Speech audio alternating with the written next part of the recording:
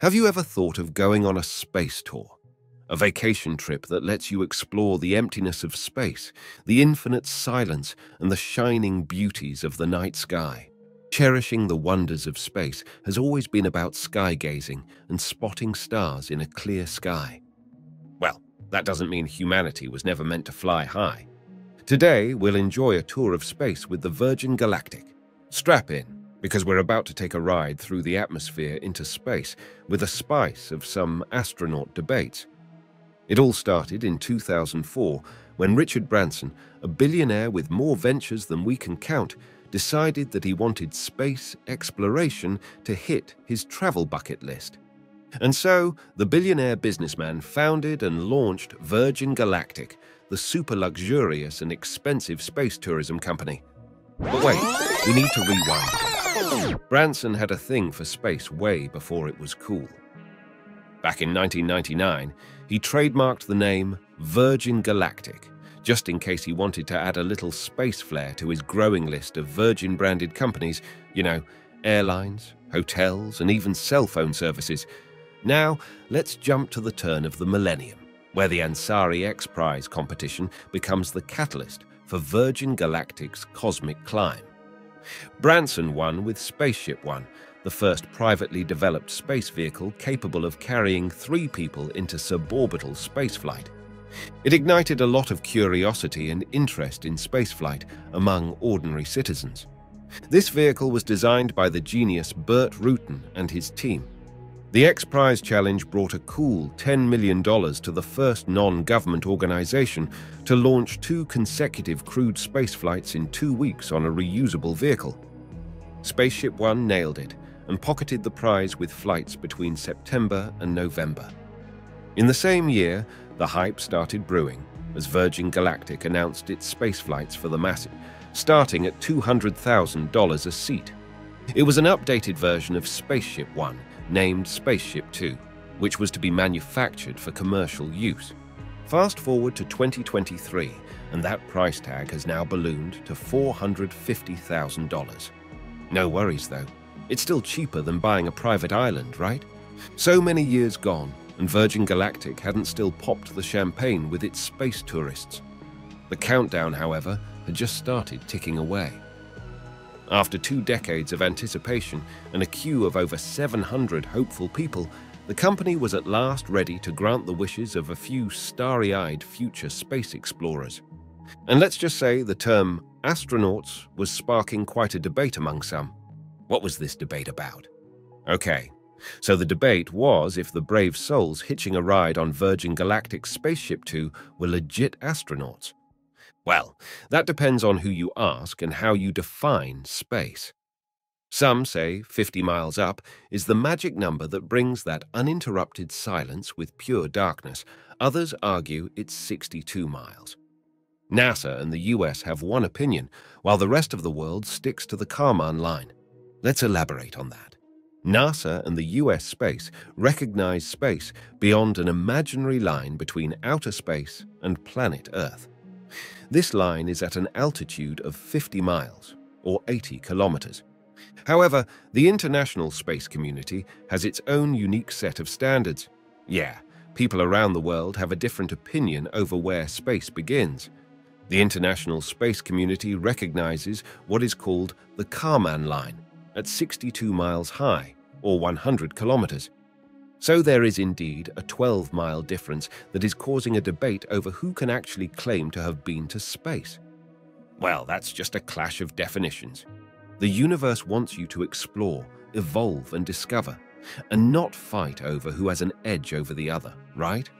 In fact, you need no numbers to experience the beauty of space. If by now this journey ignited your curiosity, remember to subscribe, like, and comment on what your favorite part is of this mission. So coming back to the matter at hand, SpaceShipOne and its upgraded sibling SpaceShipTwo are designed for suborbital flights. What is that? Suborbital means they touch the edge of space, but don't quite make it to the space party's VIP section. This means they would reach an altitude high enough to be considered outer space, but won't travel fast enough to achieve orbit around the planet. While SpaceShipOne reached the threshold for space and successfully crossed the Karman line in all 3 of its flights, SpaceShipTwo has only crossed the 50-mile mark in its suborbital flights. These badass space vehicles may not be zipping around the planet in orbit, but they sure can soar to decent heights. Let's talk numbers to understand it better. You know that super-fast speed required to achieve orbit around Earth? Well, both SpaceShipOne and SpaceShipTwo don't quite hit that mark. We aren't ready for the low Earth orbit yet, but it isn't that bad either. Orbiting velocity for low Earth orbit, or LEO, is 17,500 miles per hour, 28,000 kilometers per hour. And the suborbital flights aboard spaceships 1 and 2 will be a little more down to Earth.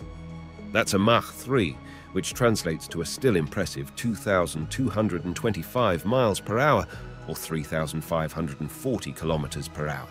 But hey, you're still in space, right? That's quite the adventure.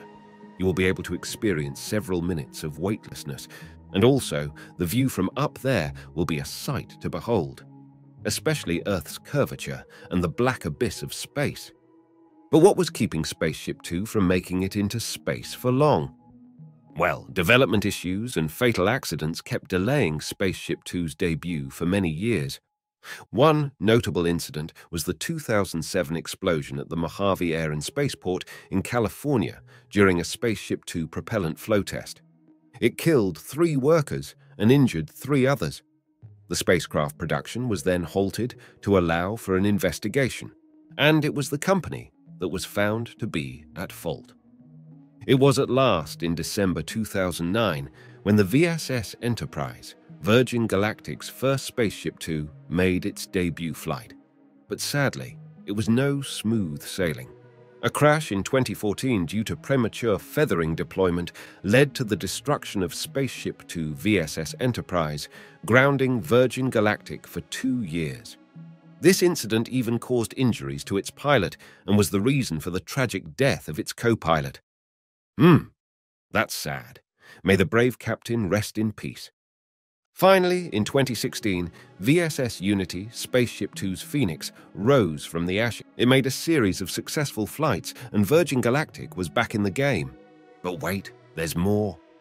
In 2021, VSS Imagine, the snazzy new Spaceship 3, came into the scene.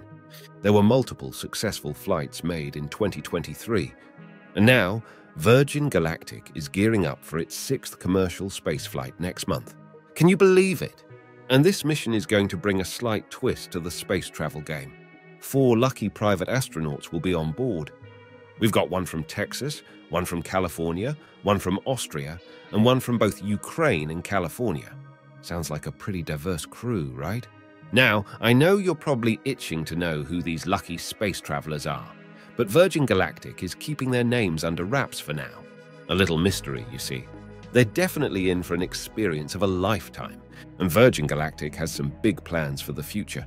They're launching their next-generation Delta-class spaceplane. Once it's ready, they want to fly this boy not once, but twice a week. Though all are super excited about this upcoming mission, there is someone seeking a farewell here. Virgin Galactic has announced that they plan to ground their current spaceplane, Unity, in 2024. Well, every ending marks a new beginning, and we can't wait to see what this next-gen spaceplane has in store for us. And there you have it, the cosmic saga of Virgin Galactic. From explosions and tragedies to Phoenix-like comebacks, Virgin Galactic has weathered it all. Virgin Galactic is all set to take us to new heights, quite literally. Who knows, maybe next time it'll be you sitting in that spacecraft, ready to explore the great unknown. Just make sure to bring your sense of wonder and $450,000. Well, never mind. The countdown is on. Just keep your feet on the ground and your eyes on the stars. Until next time, Space Cadets. That concludes our cosmic journey with the Virgin Galactic right here on the SpaceTech Gazette. If you want to know more about some of the most amazing space technologies out there, you can watch one of these videos next. And as always, keep gazing at the stars, for the cosmos is a boundless source of wonder.